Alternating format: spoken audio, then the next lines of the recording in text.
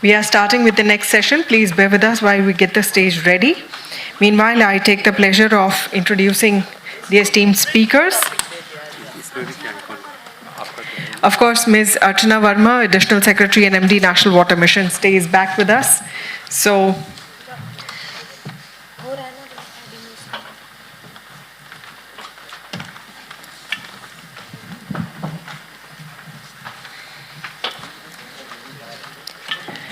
once again, welcome back, ma'am. She is from the 1995 batch of the Indian Administrative Services from the Assam cadre. She is also the Mission Director of the National Water Mission and Additional Secretary, and has a vast and varied administrative experience in public governance.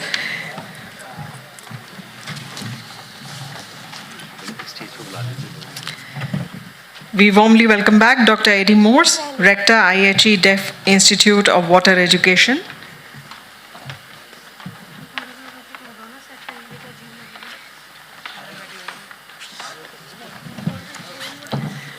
Professor Dr. Morse is Rector, IHE Delft Institute for Water Education. He also holds the position of Professor, Water and Climate at the VIJ University, Amsterdam, the Netherlands. A very warm welcome to you. Welcome back. We warmly welcome in our midst on stage Dr. Rabi Mohtar.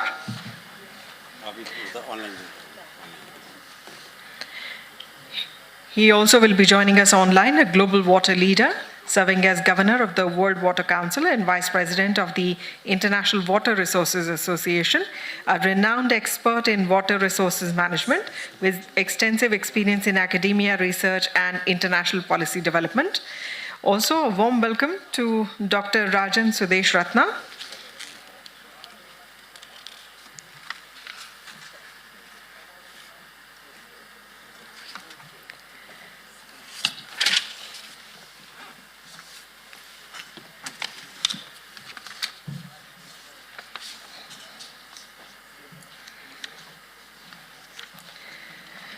Dr. Ratna is Deputy Head and Senior Economic Affairs Officer, United Nations Economic and Social Commission for Asia and the Pacific, that is UNESCAP. He's a renowned Indian economist and a civil servant. A very warm welcome to you, sir. We warmly welcome Dr. S.K. Sharma, Principal Advisor, India Water Foundation, and former member, Central Groundwater Board, Ministry of Jal Shakti, Government of India. He's one of the senior most experts in groundwater and also advises WAPCOS India Limited. A very warm welcome to you, sir.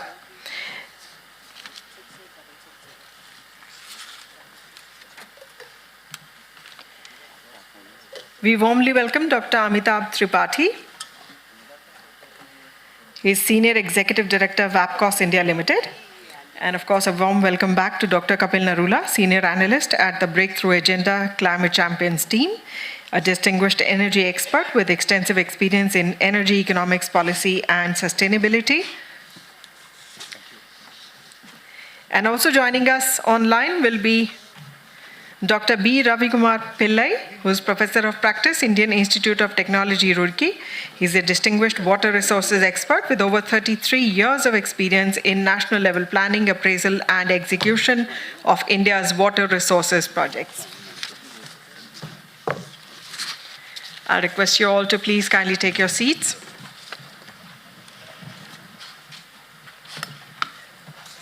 And we are now ready to start with this session, which is high-level policy dialogue on renewable energy, green hydrogen, and its impact on water and environment.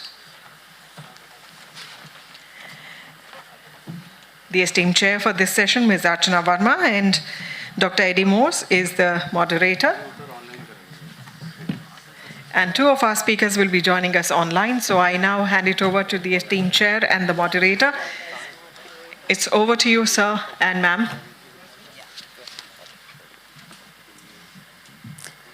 Thank you very much, and welcome all of you to this session.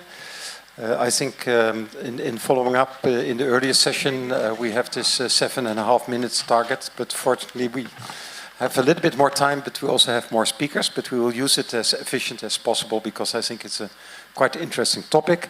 I would like to give the floor to the chair of this session, And I would also like to ask her to give an introduction actually to the topic. Thank you very much.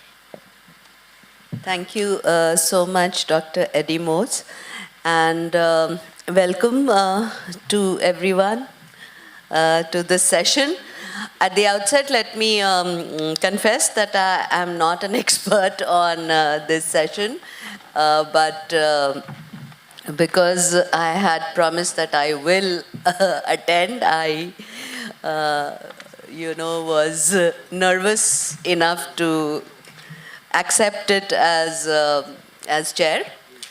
And thank you, India Water Foundation, for that. So I think there will be better experts than me who will have greater knowledge on this impact of renewable energy on water and environment.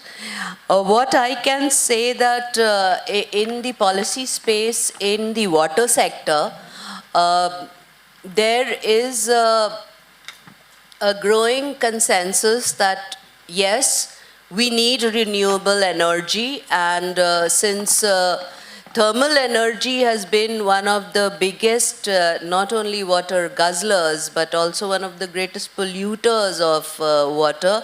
So India's commitment for, switching over to renewable energy does have its advantages in terms of reduced water usage, reduced pollution, and better water management.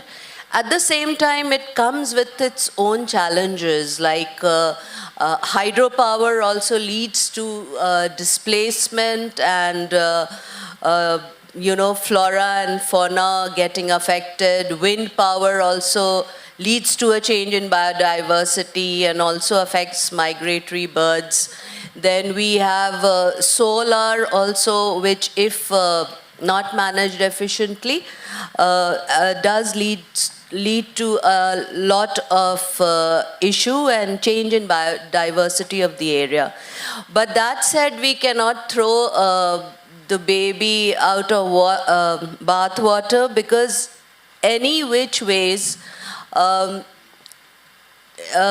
renewable energy is much, much superior to use of fossil fuels, which lead to greenhouse emissions, and greenhouse emission impacts climate change, which then impacts on water. We are seeing that the impact of greenhouse emissions has been that glaciers are melting, sea levels are rising. We have these extreme events which we see of, extreme floods, extreme droughts, sometimes in the same area. So there is a lot of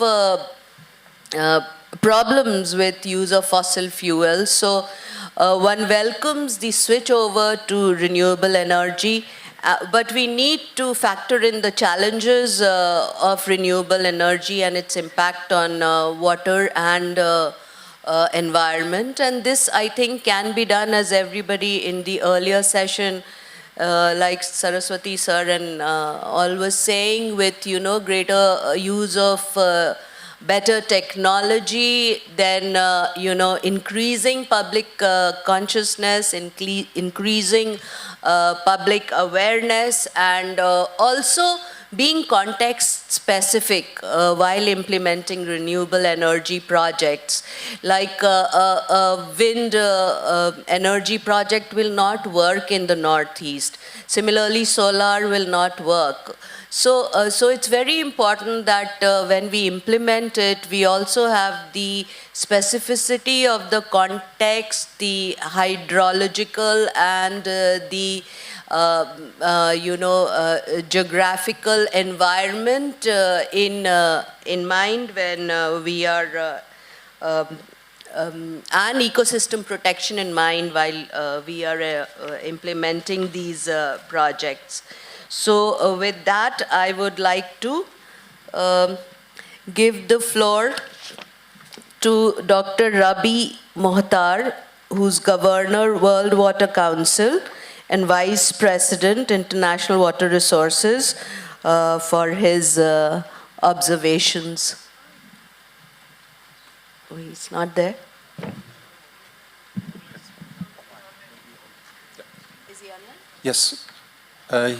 I think there's an online connection.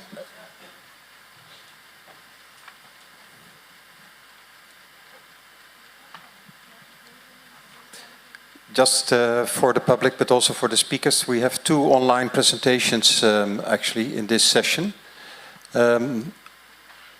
Maybe while they're putting forward the online connection, I suggest that we move on to the next speaker and then we give the floor to Rabi Motar after that. So now I invite Dr. S.K. Sharma, Principal Advisor, India Water Foundation, for his observations.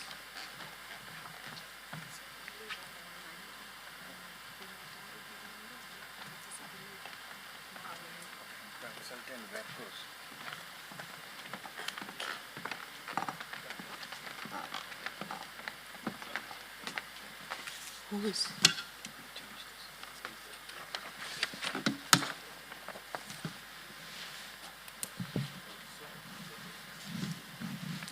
Where? Hello. Yeah. Huh? Yeah. S.K. Sharma.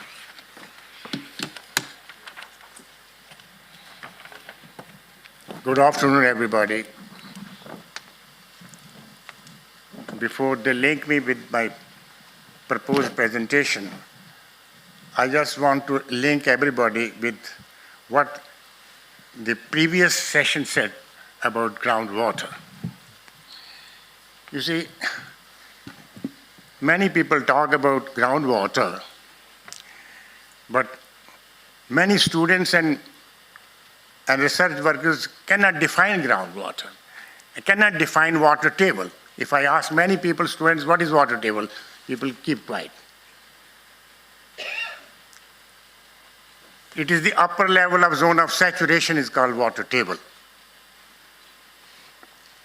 And recently the WEPCOs have prepared water harvesting and recharging report for Delhi Jal Board, giving new innovations to include aquifer storage recovery and aquifer storage transfer wells. 1, 2, LBF and RBF systems called lake bank filtration and river bank filtration systems, which Hungary has used for their drinking water supply development in the entire country. Aquifer storage and recovery, the Texas Water Board has developed this methodology and we have suggested to adopt, and Delhi Jal Board will be doing it. Third, new innovation is the Atlantis modular rain tank harvesting system as against the conventional method which has to be done in anywhere rooftop, but along the national highways, in golf grounds, in school playgrounds, you can use these technologies, modular rain tank harvesting systems. These are very optimal and significant technology now being developed and reports have been prepared. For NCR Planning Board, National Capital Region, functional plan for artificial recharge was prepared in 2007. I don't want to use the word me because I have stopped using the word I, my, me. So we prepared a report which is on the public domain.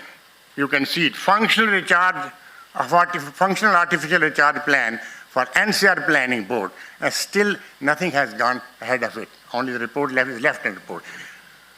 So many things have been done recently, but follow-up is not there. Please, have we link? My presentation deals with factoring water for green hydrogen. Now, green hydrogen has the potential, as it is said, to be the key fuel of our sustainable future. What I have to say in conclusion, I am just adding a sentence line with it. It has become an inescapable necessity of time to develop on producing green hydrogen as a fuel.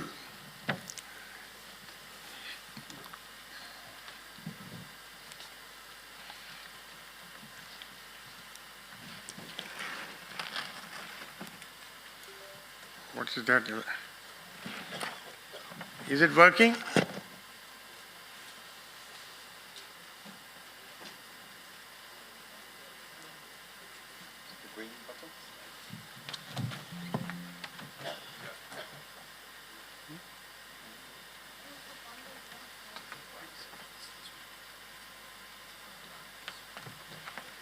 Now, green hydrogen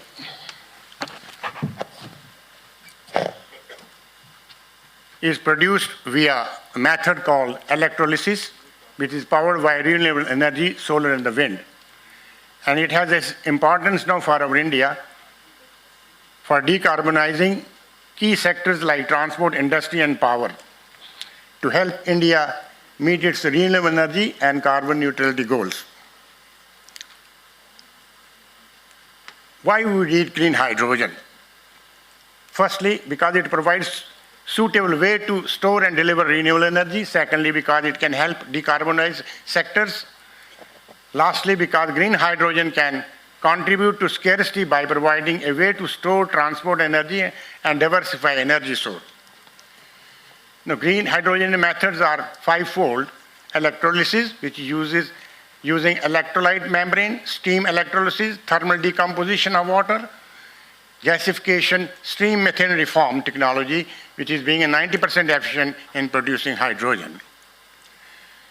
Now, green hydrogen production processes, when producing green hydrogen, we need to consider the following: the type of water used. The type of water used in green hydrogen production can be raw water, cooling water, or highly purity water. Amount of water required, it takes about 9 liters of water to produce 1 kg of green hydrogen.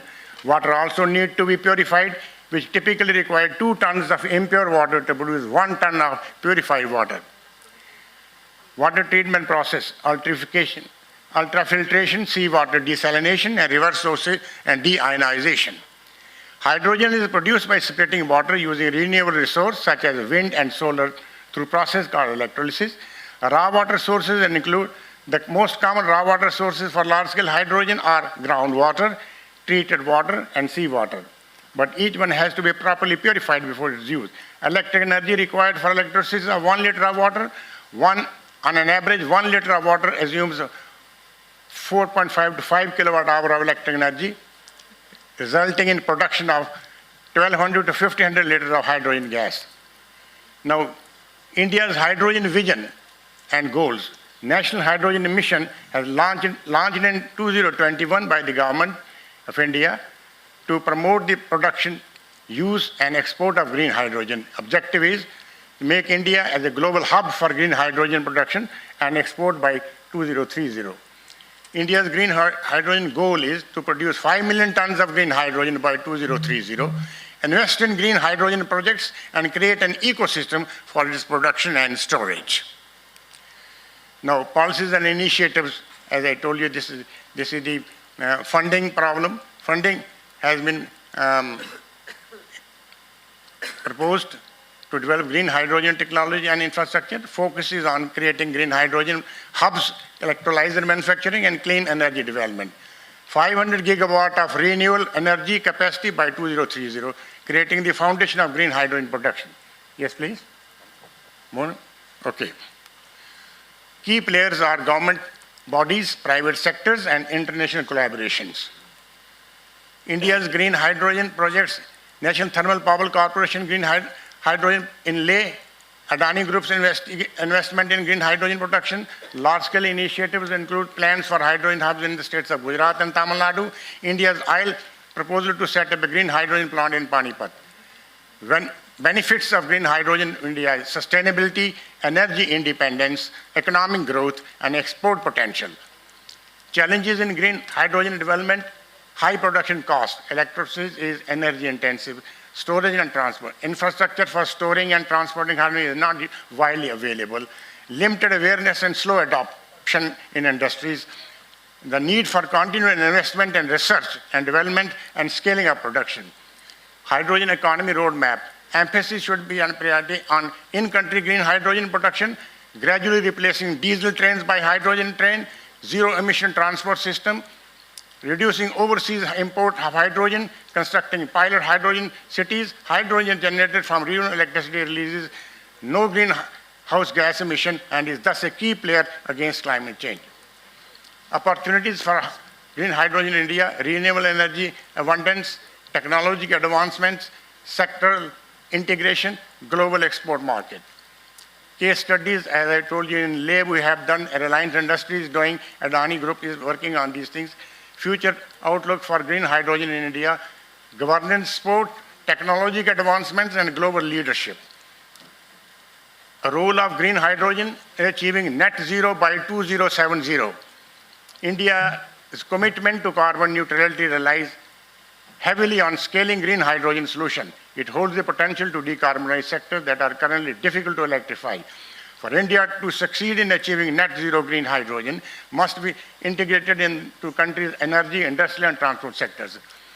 Conclusion, green hydrogen is vital to India's energy transition and sustainable future. With government support, technological advancements, private sector investment, India has the potential to become a leader in green hydrogen.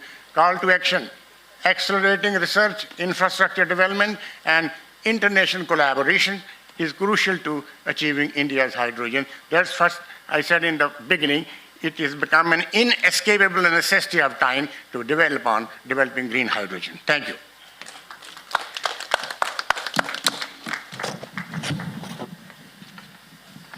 Thank you very much, I think, for a very nice introduction to green hydrogen, and I think the pros and cons, but also opportunities for India, both nationally, but also in the global scale. So I think that's a really nice introduction to green hydrogen in the water energy environment nexus. Thank you very much. I would like to see if we can have the online representation ready. That's a presentation from Dr. Rabi Mokhtar, who's the governor of the World Water Council, but also Vice President of the International Water Resources Association.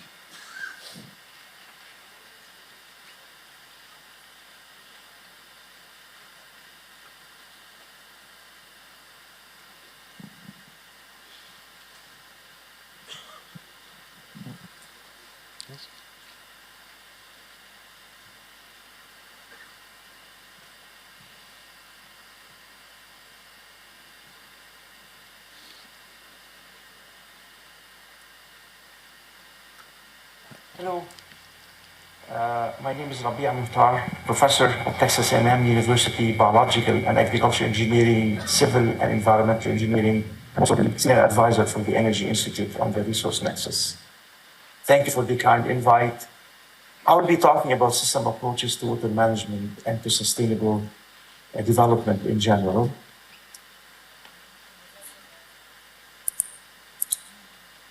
I'll start with challenges and opportunities for integrated water resources management. Then I'll talk about system approaches to water and sustainable development. I'll give some examples, successful examples on the implementation of IWRM for water resource management and treated wastewater, and I'll give some concluding remarks.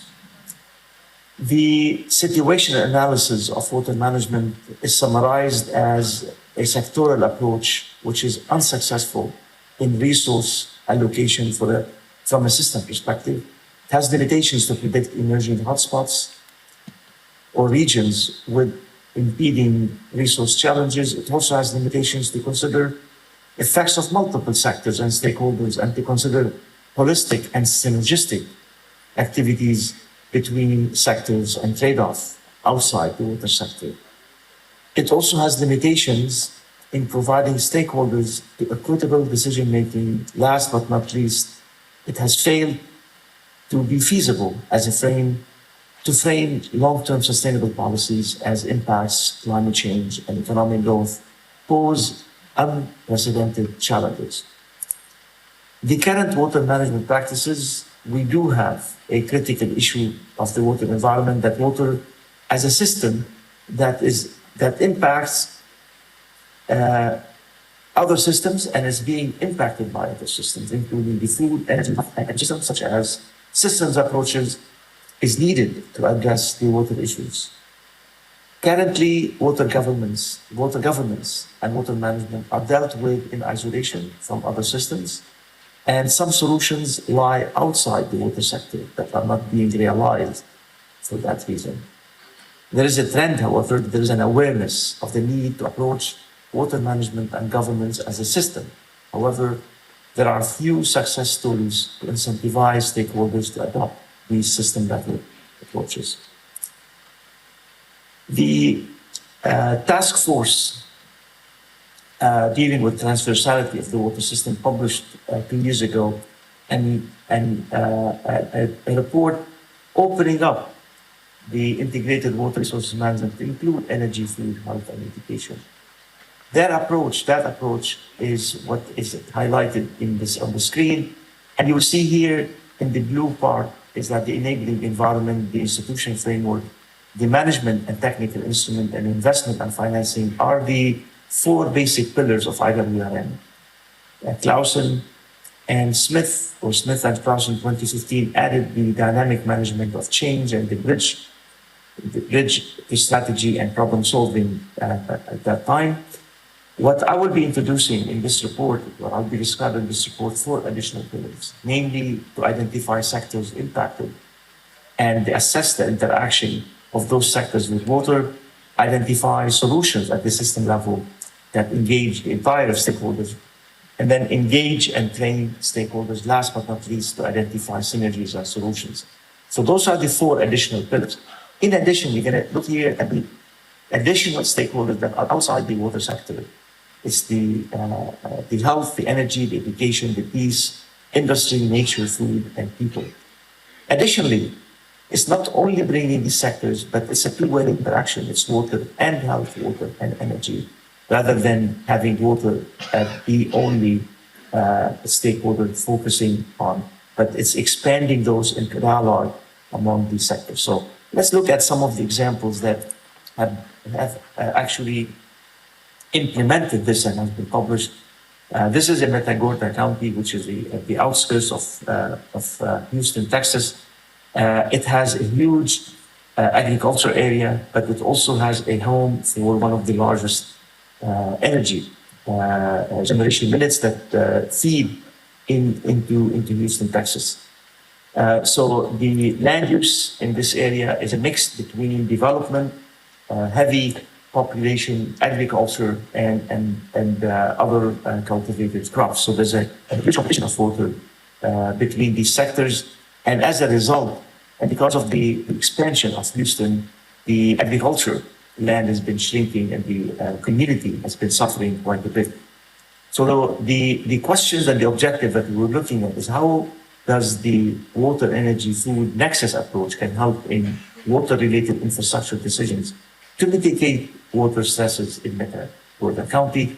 So we were tasked to develop a system-level nexus, a trade-off analysis tool, identify feasible interventions, and then look at the synergies in these interventions and look at the trade-offs and draw some recommendations. So we had a complex framework study that we were looking at different modules representing agriculture, municipalities, and industry, and nuclear generation. And we have a lot of interventions that we were assessing. And we developed this analytical tool that looks into all of the interactions, and the output is the entire footprint from water, energy, food, and the economic as well as the emission. And the results were highlighted, and I'll show you some of those results. So in general, when we look at the base scenario that was actually used as a current practice, which was not necessarily ideal, we looked at other scenarios. I'm going to highlight the scenario 9 that is which is the best scenario, and we're not going to look at the worst scenario. So the best scenario includes solutions from outside the water sector. Namely, it include possible interventions included conveyance system improvement, on-farm irrigation improvement, building a new reservoir, which is actually inclusive of the entire community, build a desalination facility for brackish water, building water treatment and reuse, and introducing a solar farm and a seawater used for cooling for the energy sector. So you could see that some of these interventions that fared the most when it looks at the holistic approach were outside that water sector. So the benefit of the Nexus approach case study that I just showed, it provided a platform to choose the most suitable combination of water, energy, food, infrastructure, where the sectors driving the water and energy are warranted that no interruptions in their business, and municipal and indoor, outdoor water uses, the industrial uses, as well as the nuclear generation will not have any interruptions in their business. Farmers would receive more water than they usually do, so they can make more benefit and more profit. Last but not least, overall, the primary resources are being saved with less environmental damage. Thank you very much. I hope that I projected that the new approach to systems approaches to water management that actually can benefit the stakeholders, then as a whole, can benefit the environment and the economic visibility of those communities. Thank you. Thank you very much, Dr. Muhtar. Also would like to thank you for also pointing out that I think in the end, making a decision with all the different perspectives that you showed, it often becomes also a political decision where you want to put most weight. Thank you for that. I would like to ask the next speaker, which is Mr.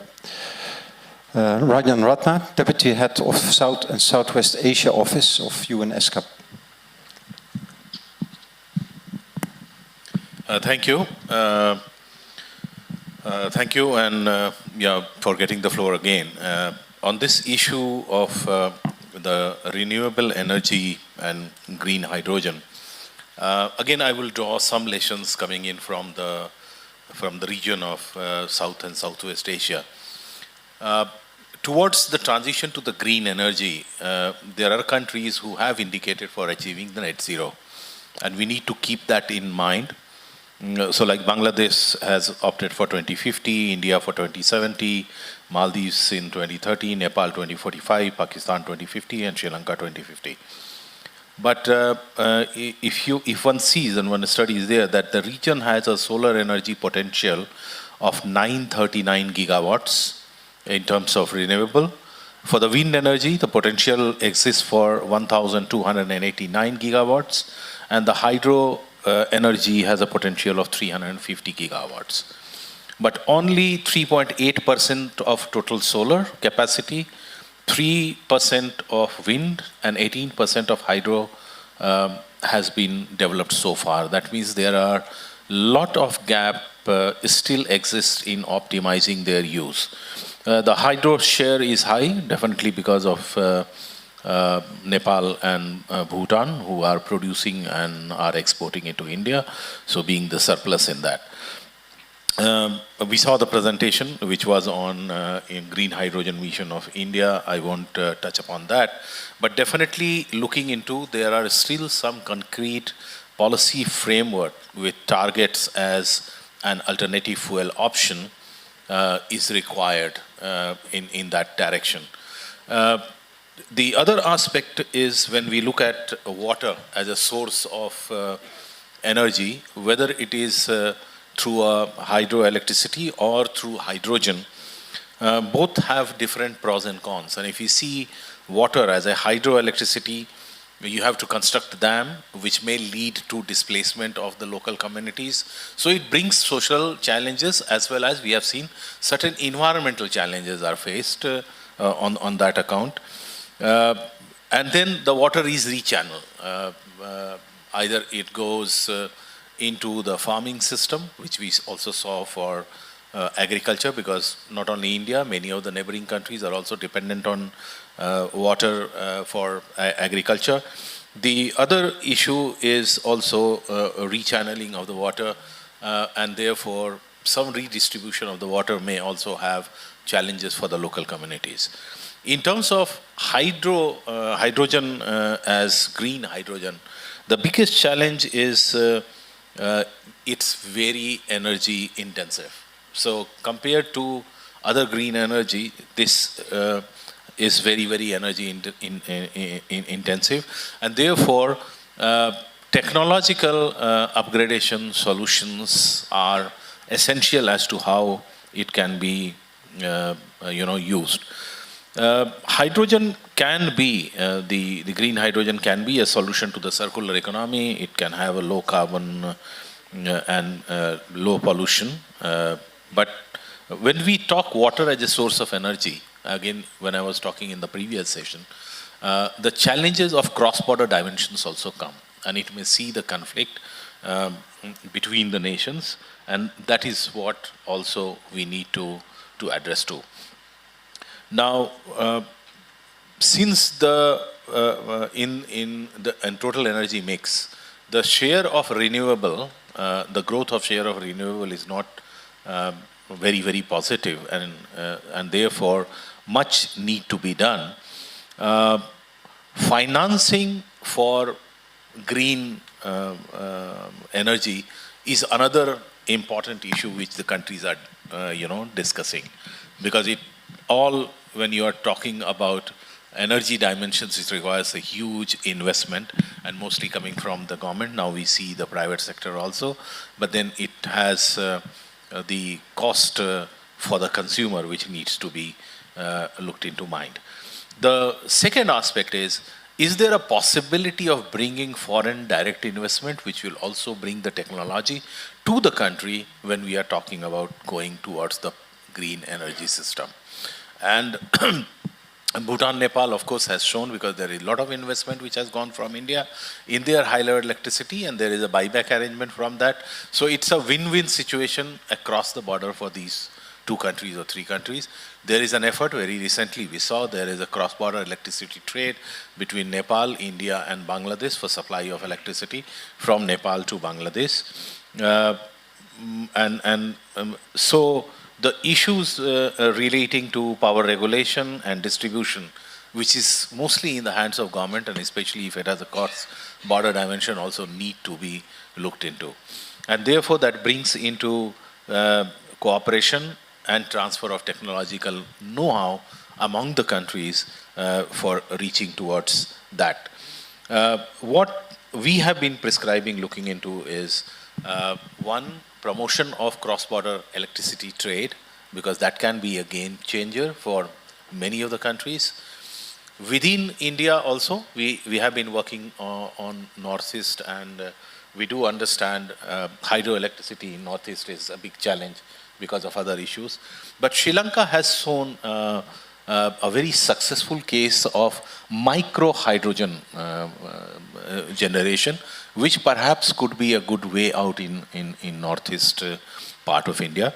But in terms of going for the renewable, what we need is a shift from the reductionist hydrologic paradigm to the hydro-eco-social paradigm, which the earlier Nexus presentation also talked about, because it requires water for security of human, the ecosystem, and food.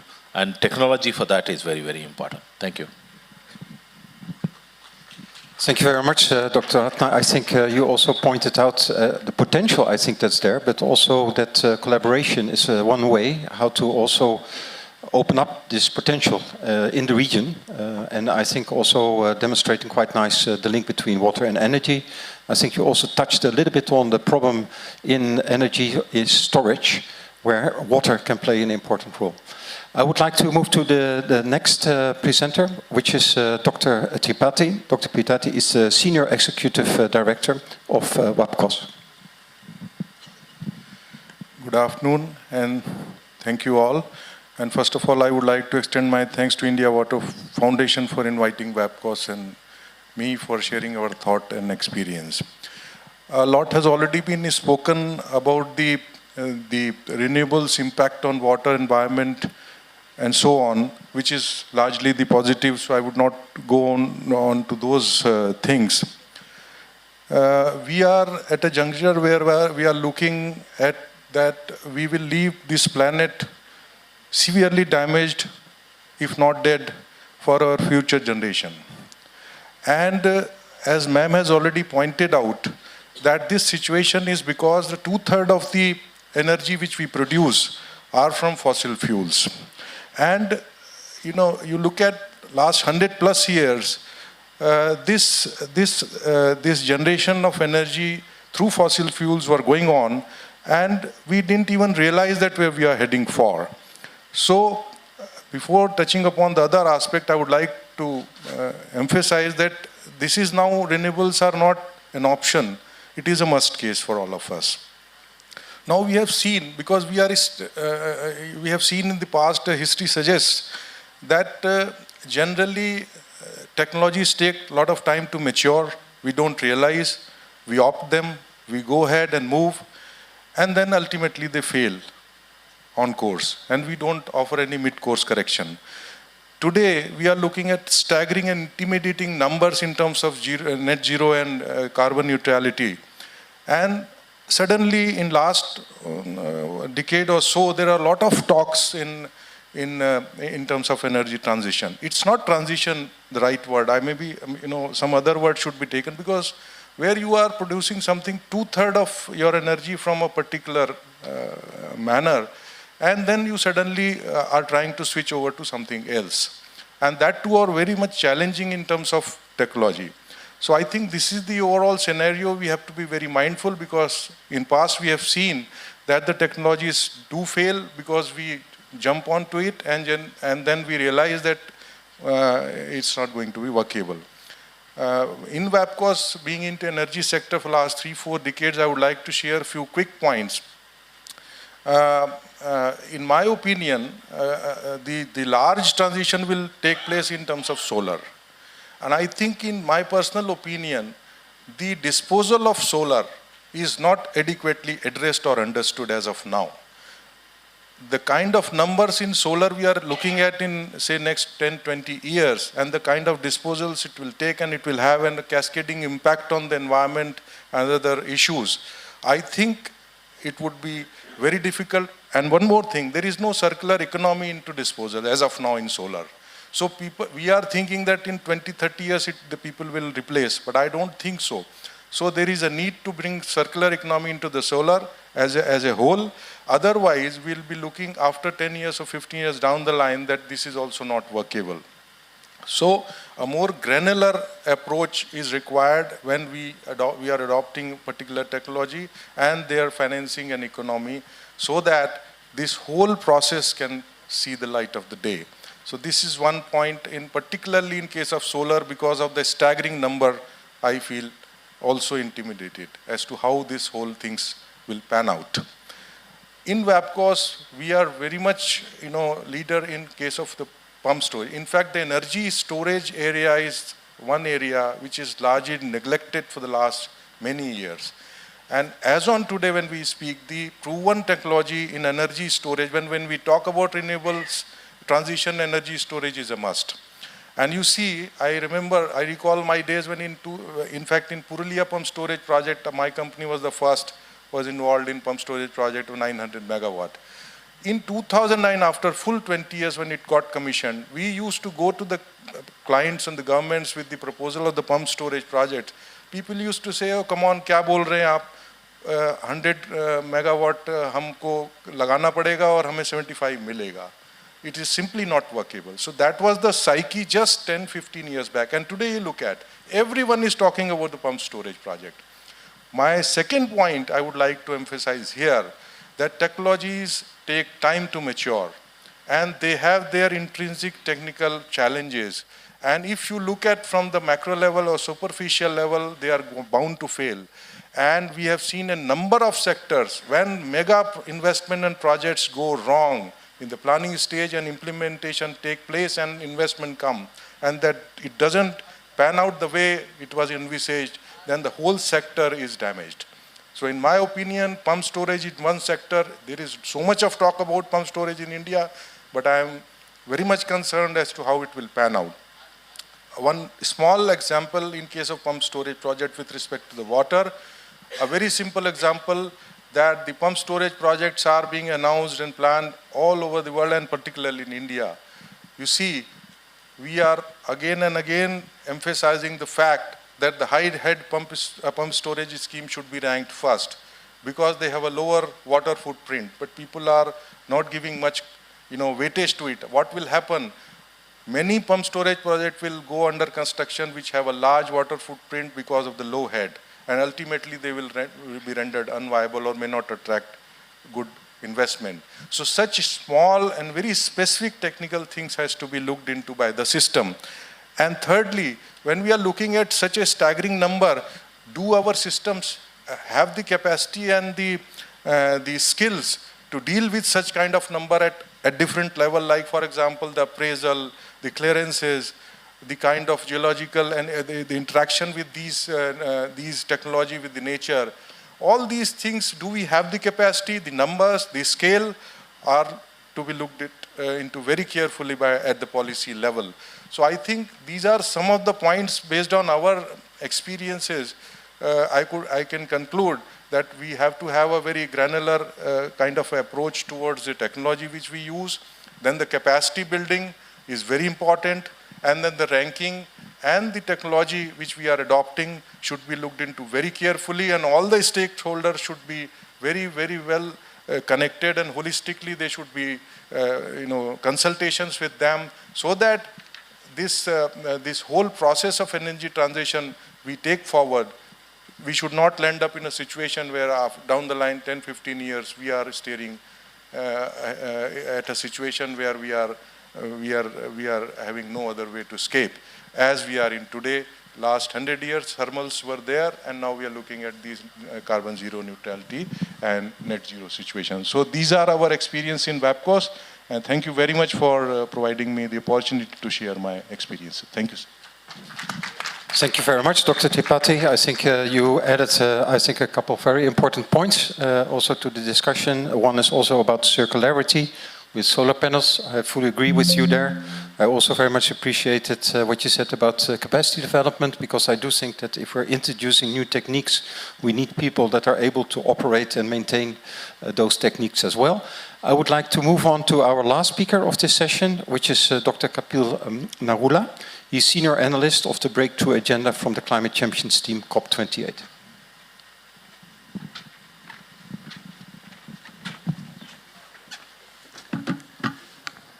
Thank you so much, Dr. Moore. Can I have the presentation? Thank you. So the idea of this presentation was to focus on hydrogen and renewable energy and its interaction with water. And I've put in some slides so that you have a visual understanding of how this relationship coexists. I have 8 slides, 2 each on each of these issues, talking about hydrogen demand and production. Thereafter, about water and energy use, specifically for green hydrogen. A little bit on water stress and specific hydrogen projects which are seeing final investment decisions, and then I'll conclude. So I work on the breakthrough agenda, and we look at 7 breakthroughs, one of which is the hydrogen breakthrough, and we also produce the breakthrough agenda report with the IEA. These are the 5 priority actions of the hydrogen breakthrough, and there are about 61 countries who are signatories to this hydrogen breakthrough. We also facilitated the recent COP29 declaration on hydrogen, and in that context, I'll be framing my talk. So for the understanding of everyone, we heard that hydrogen is the mainstay or is going to be the mainstay. So if you look at what is the current production of hydrogen globally, and all of it, mind you, or none of it is green, we have about 100 million tons of hydrogen global production as of today, annually. And that is going to rise to about 500 million tons. Now, that will happen by 2050, and this is only one of the scenarios of the net zero scenario projected by the IEA. In terms of what are going to be the end uses, you can see that currently all of the hydrogen usage is in the oil industry, chemical and fertilizer industry, and later on it moves on to several others, including aviation, power generation, road transport, and iron and steel making. So from 100 million tons, of which only 1% is green today, we need to go 5x. So as I mentioned, 2023, the current production is 100 million tons. On the left-hand side, you can see how is it being produced from natural gas, from coal, and as a byproduct. Now, all of this, as I said, only 1% is green. And on the right-hand side of the panel, you'll see who is producing that hydrogen in 2023. You can see red in China, Middle East, US, possibly India. Again, all of this is green, and is blue as well as produced from fossil fuels. And what is there in the next decade or by 2030 is that from 1 million tons, we are going on to about 5 million tons per annum of hydrogen. And the blue is global production of hydrogen in the US, and the gray there on the right panel is through China. So these are the countries where hydrogen production is going to happen in the next few years. So those were my 2 slides about contextualizing hydrogen in the global energy space. And now let me show you visually what is the water demand requirement for hydrogen. And if you see, you only use, and I'll talk only in terms of green hydrogen now. So you use about 9 kgs of ultra pure water, which is fit for electrolysis, to produce 1 kg of hydrogen. But this ultra pure water comes from raw water. And if you see in the right panel, you have several ways of producing this ultra pure water, from groundwater or from desalination. And depending on the way you use that, about 400 liters, do I have a pointer here? It's not working, but on the right side, you'll see about 400 liters per hour of water is also required to cool, for cooling applications of hydrogen. So in a sense, you want about 200 liters per hour for a 1 megawatt hour plant of hydrogen, electrolyzer plant, to produce green hydrogen. And this is shown in the left panel here. And double the amount is required for cooling. So that is the requirement of water for green hydrogen production. And on the bottom left here, you see the power usage for production of green hydrogen. And incidentally, for electrolysis, you have about 500 kilowatt hours, which is required for producing hydrogen. But a very, very small amount, a very small fraction, not even 1%, 0.01% is required as energy use for water treatment. So you can safely neglect that, and we can say that most of the electricity required for hydrogen production comes from electrolysis, as well as most of the cost of hydrogen production is for generation of renewable energy and not water. So this is a comparative assessment of water use for different technologies. And if you see in the bottom panel, you have green hydrogen from electrolysis, and that's about use of about 22.3 liters per kg. As I said in the last slide, about 200 liters per hour for 1 meter cube. So that's one of the lowest of intensity of water use for production of hydrogen. The only one which is comparable is natural gas or steam methane reformation, which is of similar numbers or slightly lower. But there you have to couple it with carbon capture or either emit emissions in the air. So from that sense, green hydrogen is an excellent way to produce low carbon energy also. And on the right panel, you will see a comparative assessment of different water technologies with respect to annual water withdrawals. But I'll only point to the first top row and the last row. So the two top rows talks about how much water is required for production of green hydrogen in comparison with what is the domestic water demand of the City of London in the UK. And if we see the global freshwater withdrawal for hydrogen production over the next few years till 2050, because there's growing growth of green hydrogen, the demand for water also increases, and it grows up to about 12 billion meter cube of water for hydrogen. And that in comparative terms, is 30x the demand of annual withdrawal of water for the London city. So that should give you a sense of the scale of water consumption required for green hydrogen.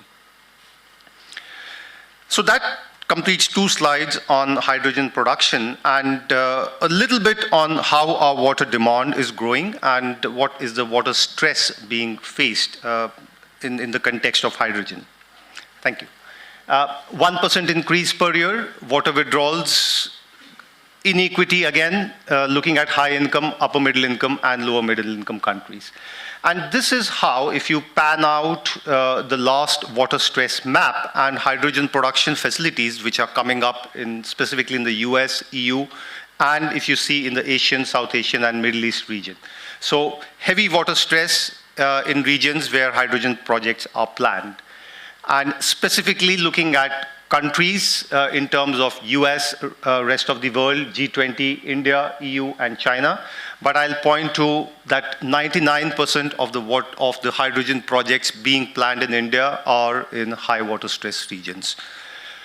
So that leads me to 4 conclusions. 1, hydrogen is necessary for global clean energy transition. The second being that intensity of water use for green hydrogen is relatively low in context of power generation technologies. The third, the competing demand for water in India is very high and all the projects are located in high water stress regions.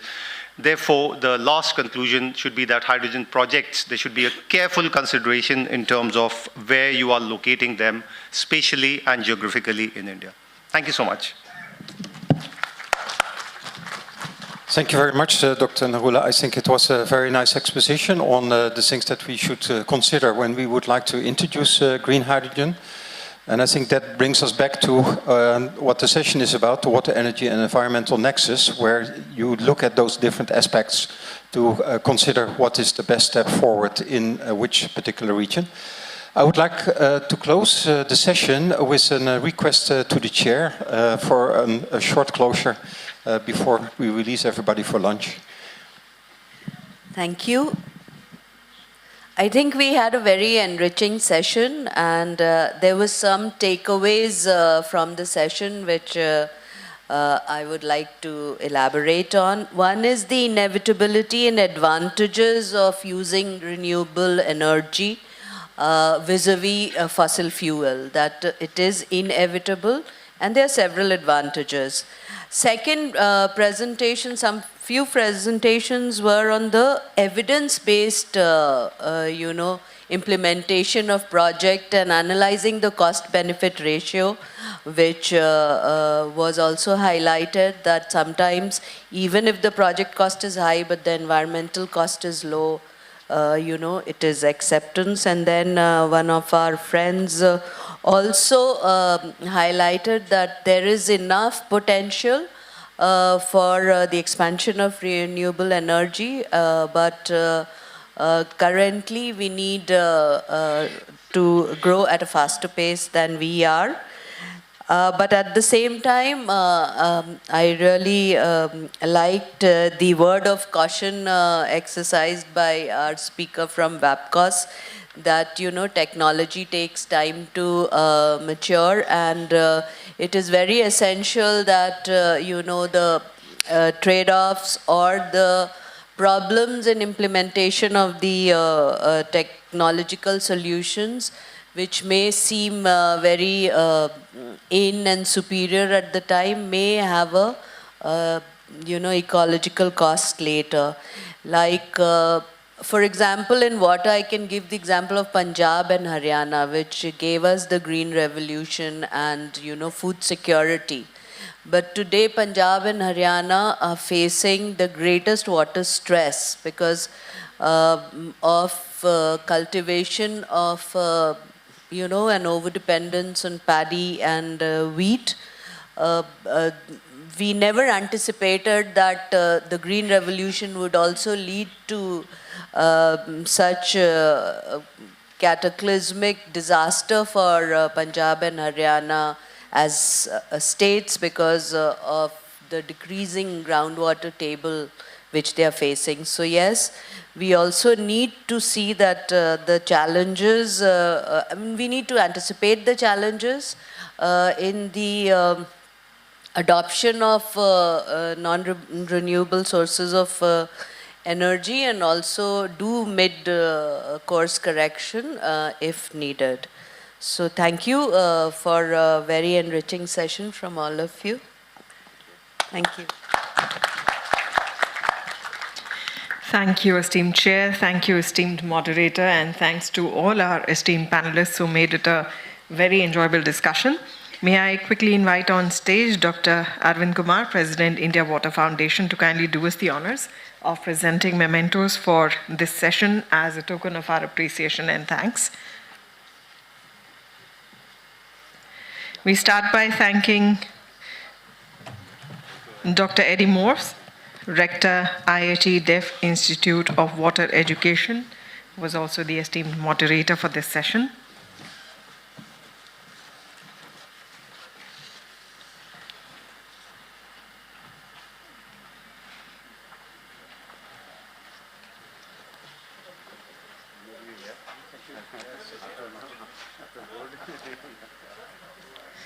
We thank Dr. Eddie Morse, and of course our thanks to Dr. Ravi Mohtar, who joined us online. We wish you were here though. We thank Dr. S.K. Sharma, Principal Advisor, India Water Foundation.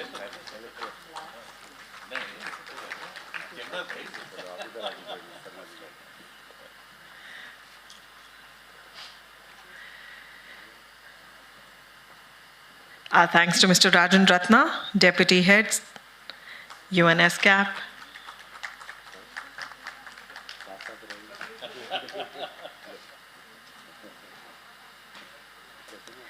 We thank Dr. Amitabh Tripathi.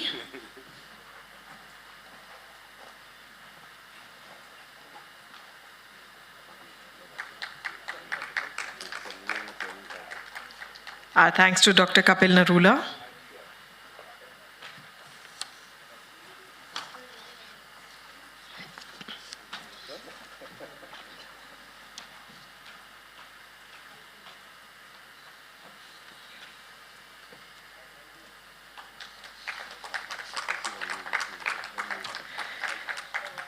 And heartfelt thanks to Ms. Archana Verma for having chaired this session. Thank you so much. But we've already presented a memento earlier, so thank you. And thank you, Dr. Arvind Kumar, for joining us on stage to present the mementos. Because taking it will be a challenge.